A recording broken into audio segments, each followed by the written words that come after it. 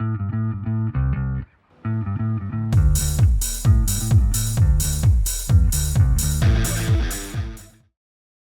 us who you are. So I'm Jason Miller. I work for Live Nation. I'm the Senior Vice President of Talent for Asia. So essentially, I oversee and facilitate our talent buying for the region. All right, perfect. Jason, so many folks out there are thinking about and dreaming about doing something in the business, whether they're an artist or a professional. Today, most of the folks at this conference are professionals. I've asked every guest, all 90 to 100 we've had on the show so far, how they got started in the business. So I'll ask you the same thing. How did you get started in this wacky music business? So I'm from upstate New York. I went to college at Syracuse, which a lot of people in this industry have. And I did as many internships, anything I could do that was even remotely entertainment related at Syracuse. I took the job, so radio DJ, I worked for a sports agent, concert promoter, et cetera, et cetera. Graduated and then moved to LA, packed whatever I had in a car, moved to LA, did not have a job offer.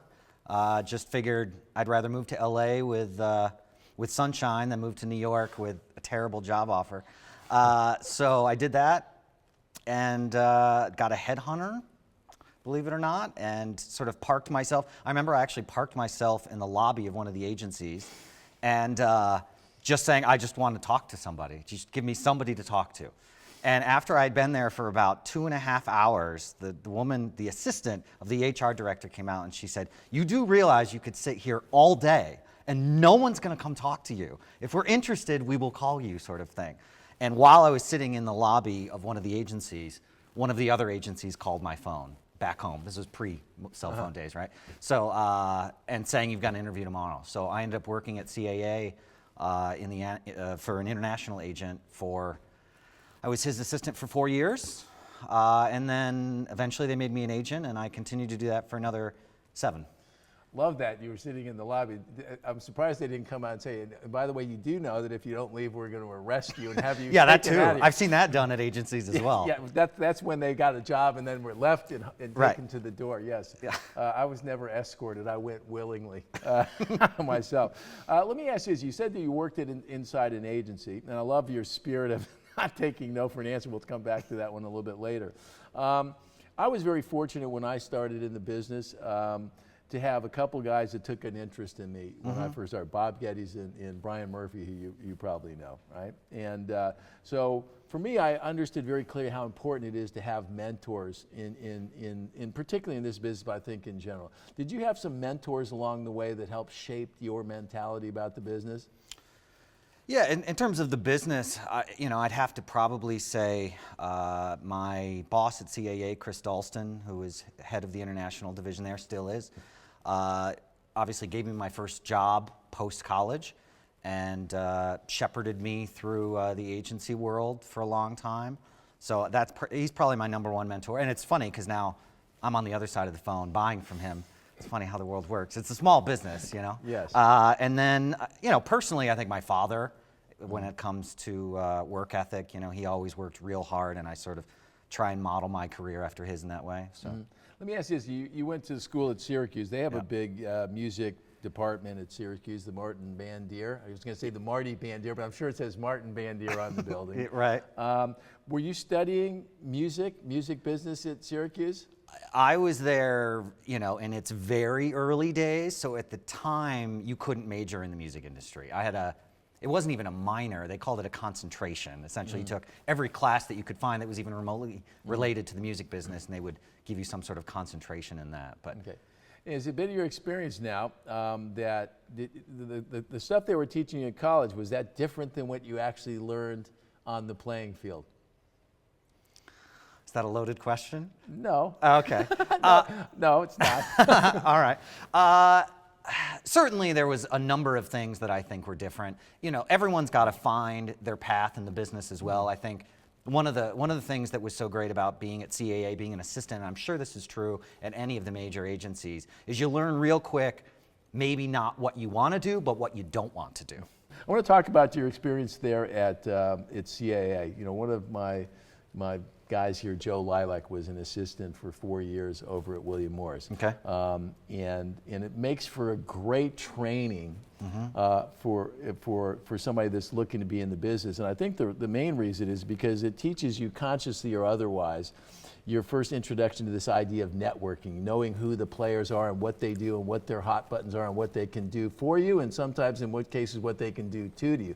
Talk about networking in the music business and how it's helped you get along. Yeah, it's exceptionally important. And truth be told, I'm probably not the best at it. If there's anything I've had to work real hard at, it's networking. I'm not always the most extroverted type of person. It's something I continue to work on every day. But yeah, it's incredibly important, particularly in an industry as small as ours. I mean, all of the, the reality is the vast majority of acts, of sort of the A-list acts, are going to be represented by a handful of agencies and a handful of agents. And if you don't have those relationships, it's a tough road. Okay, we talked about relationships. I think, again, that's one of the things that I think is so important in the business for people, young people out there are trying to get in the business. Successful relationships in the music business are built on track record. Would you agree? So if you were giving advice to people out there that are starting the business, that are trying to build relationships, what would you tell them is the most important thing? Start small. That was the argument I always gave when I was an agent and I was selling instead of buying. I would have these people call me from these far off places and say, I want to book Beyonce. Great, what other shows have you done? None. Well, it doesn't really work that way. Let's start on something smaller and get there. Let's start and even, let's start on a $50,000 act instead of a $500,000, $1,000,000+ act.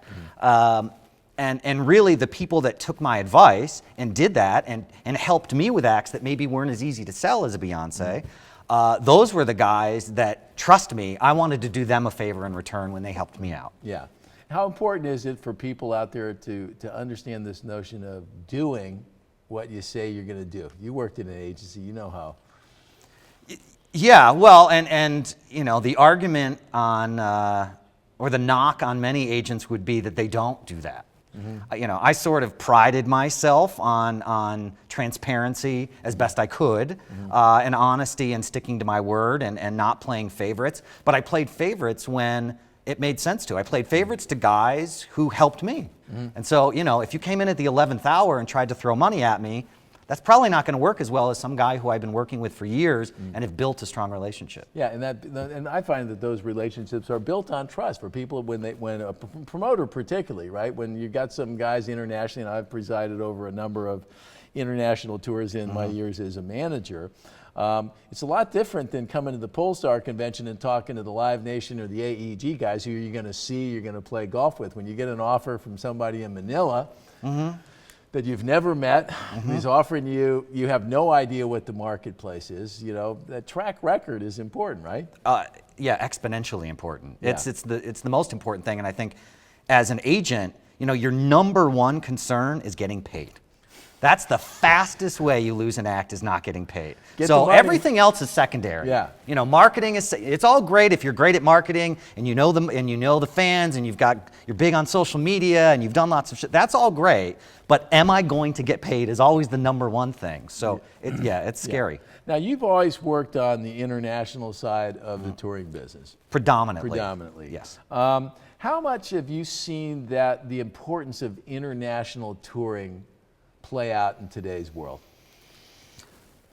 Well, the reality, as you well know, is that touring in and of itself has become sort of the most important building block in the business. And I think the realities of the touring business are that North America and Europe are very mature markets, and agents can put tours together in their sleep in these markets, whereas, whether it's South America, the Middle East, and in my case, Asia, that's sort of, those are the emerging markets that are starting to build, and I think are becoming more important, not only to Live Nation, but everyone else in the business. Now, I'll speak as a manager here. One of the lesson I learned from Doc McGee, early on when I was a young promoter, I talked to Doc, and he was one of the first American managers that made it a point from day one to take Bon Jovi, to take Motley Crue, to take Skid Row, and put him outside America. And Doc had a great saying, it doesn't matter whether it's lira or whatever the currencies, or dollars or pounds, it all freaking comes back into dollars, right? And So for bands that are out there thinking about doing something big in the music biz, they have to be thinking about international. South America is the greatest. You don't deal with South America, but unbelievable market where when bands are potentially, I don't want to say getting old, but when they might have run out of steam in America, they might be huge somewhere else. You were talking about Avril Lavigne here a little bit. Talk about that whole notion of the different places in your career cycle when it comes to concerts. Soft here, big here. Talk about that. Yeah, so we are, tomorrow is our first show with Avril Lavigne in China. We're doing 8 arenas across China, which is a really large number of shows for a Western act to do in China. And it comes from the fact that she put in time over it. She had management that was exceptionally bullish on China. She went over there, she did a duet with a Chinese act, she did some licensing deals over there. So she's really built her brand in China.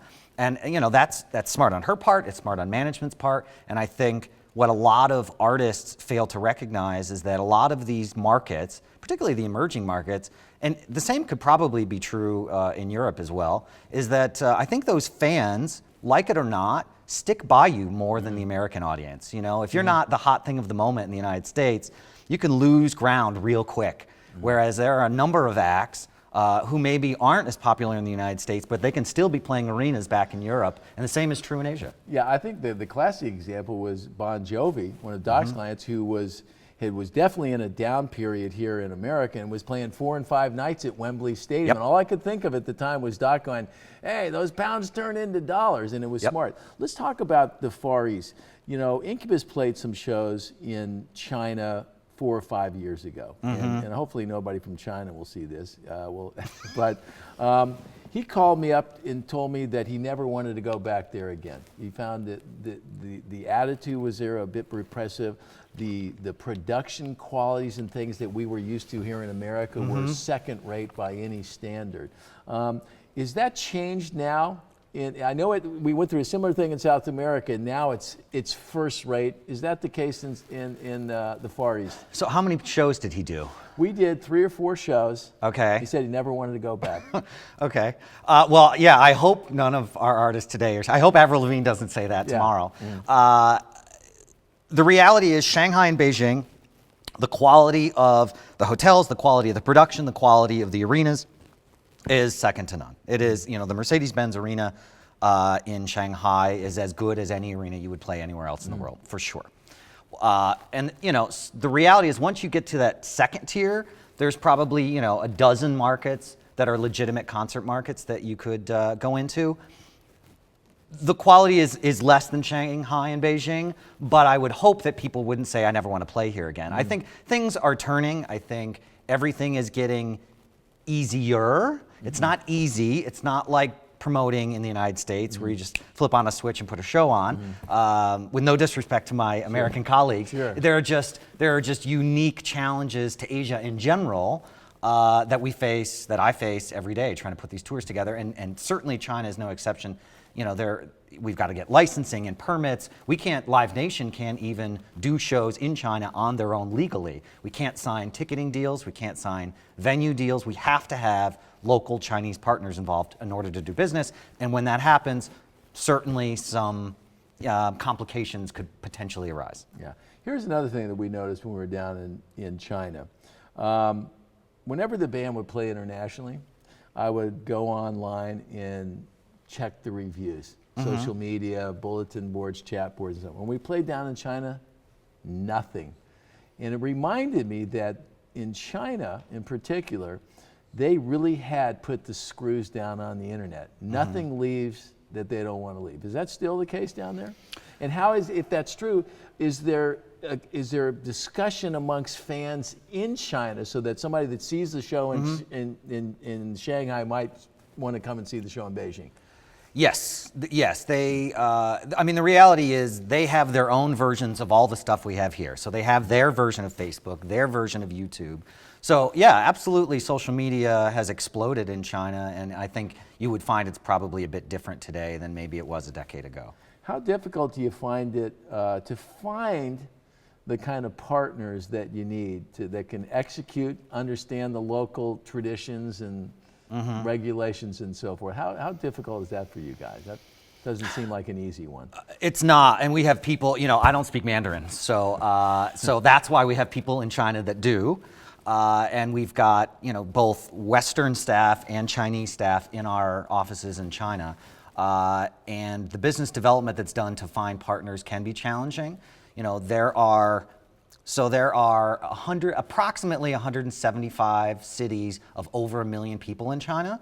By example, there's not even a dozen in the United States. So you're talking about countless potential markets in theory, and our sort of thought process has been, let's try and find the best local partners in as many of these markets as makes sense, as opposed to one guy trying to know all there is to know about China. Is there any equivalent in China of a national ticketing system like we're used to here? Even though there's now lots of other ticketing options coming in America, is there one place you can go through? Obviously, here is Ticketmaster for you guys. Yeah, no, that doesn't exist. And in fact, it is a complex, complicated setup in China. They do things over there differently than we do here. And so, the secondary market is vast. There are people that'll do consignment deals on tickets, bulk purchases from the promoter, all kinds of unique and different ways of selling tickets. It's real challenging to get, I know it's a struggle for management and for agents because they want accurate ticket counts. How is the show going to look?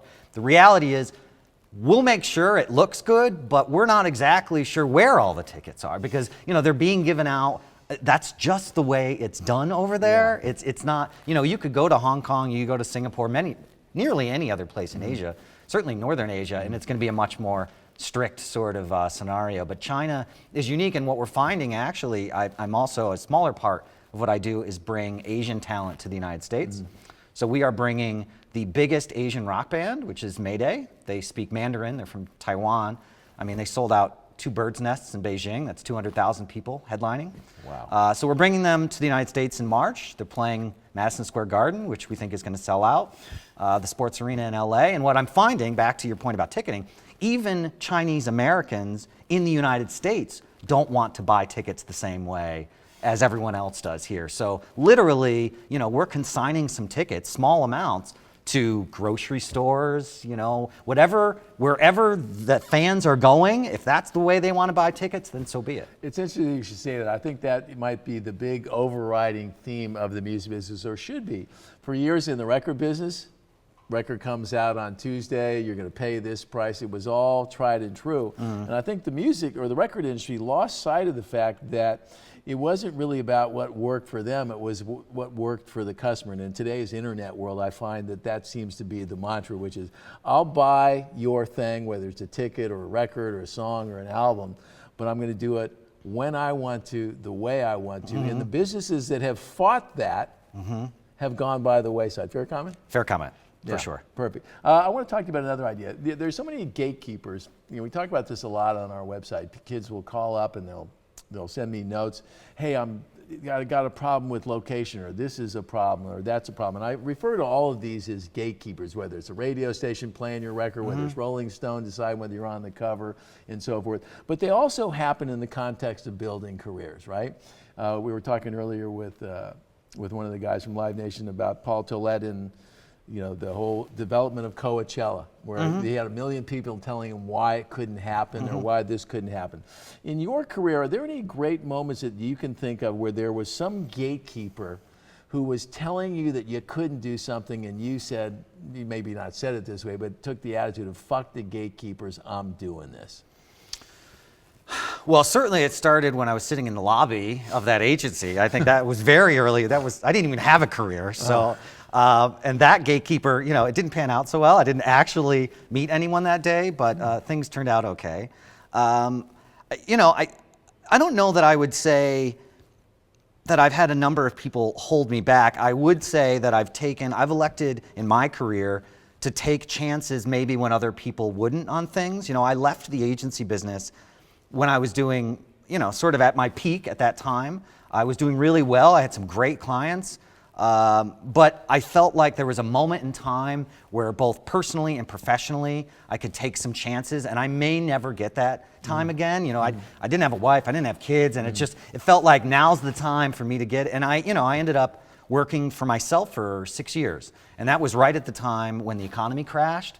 So to be able to, I experienced it before the economy crashed, during and after, and to be able to do that at a time that was so challenging is, arguably one of my proudest accomplishments. Isn't it funny how, when you get in those tricky moments, those are what I call character builders. You find out what you're really all about in those moments here.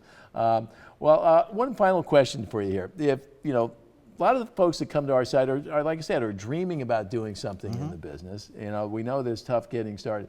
You've been doing this now for a while. How old are you now? I'm 40. 40, okay, so you're still a kid in my book, but you qualify as a veteran of the business now.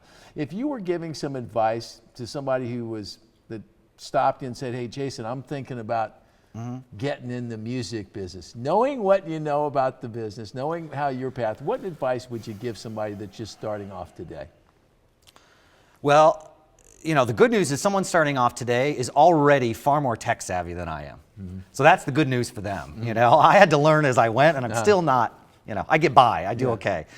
So they've got that on their side. I mean, I do my best to help and support and mentor both students that come to me via Syracuse.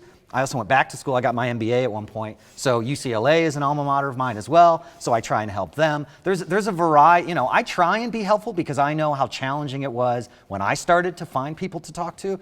What you're doing here, I wish I had that in 1995 when I graduated college. I'm out there. I think the people are out there. It's good to find a connection so you're not calling cold. There's got to be some reason. Are you alumni, or are you a friend of the family? Is it a band? Do you love Incubus? Whatever it was that made you reach out to that person at that time, I think that helps sort of bridge the gap. Great. Jason, thank you for joining us here. Thanks for sharing a little bit of insight and experience.